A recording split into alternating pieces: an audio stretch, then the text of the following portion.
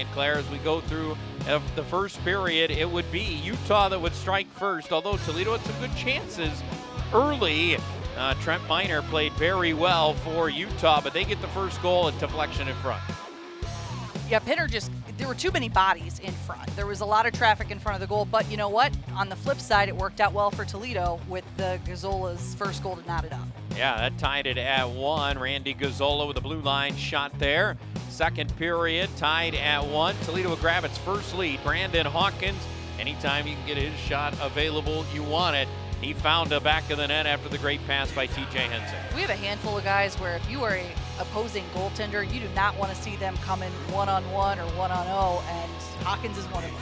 Yeah, he certainly is. But Utah, as they did in that second period, remember Toledo had the opportunities there. It felt like to put themselves up by 2. They couldn't get that elusive next goal, and Utah kept coming back to tie it. They did. They stuck one by Billy just in between the post and his pad and his skate, but just a few minutes later, McKenzie with his second of the night, putting Toledo back on top.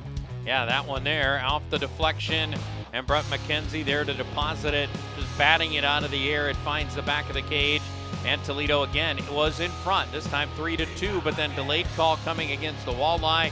Extra skater on for Utah, and they capitalize on the shot coming down the slot. And we went to the third period tied at 3. Utah, though, would go ahead in the third period, a 2-on-1, and they capitalized. Not a lot of odd-man rushes against tonight for Toledo that they gave up, but that one there found the back of the net. That one they did, and they paid for it, and then luckily Toledo really turned it on following their third power play. Obviously, they did not get a goal, and I can't talk enough about it. They were just phenomenal in that stint, and it turned the momentum in their favor. Vela dropping the puck for McKenzie, and he gets another goal. Yeah, he does right here. Vela just left it for him, and the big blast beat Miner.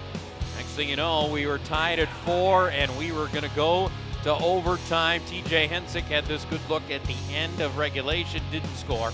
And into overtime we went, and in the OT, well, Blake Hillman had a chance at it early. Toledo kept after it. Maybe one of the better chances was John Albert, and the diving play there, you see that selling out in overtime. And then Toledo getting some great goaltending from Billy Christopoulos. Utah had the better chances in the overtime. Matter of fact, they outshot Toledo 9-2 in overtime, including the game winner there from Charles Duandastu. A tough situation in overtime. You know that the penalties are a little bit tighter. They're not calling as much, and that one kind of, you saw just 16 seconds in, and all of a sudden we're done with overtime. And really a call that is borderline there, especially in overtime. Kind of surprising to see that call even going on the board. Toledo ended up out shooting Utah 39-34. Although, as I mentioned, it was 9-2 though in the overtime session in favor of the Utah Grizzlies. Both teams had one power play goal. Toledo was 1 for 3, while Utah was 1 for 2 with the man advantage. But their one was the difference in the hockey game, though.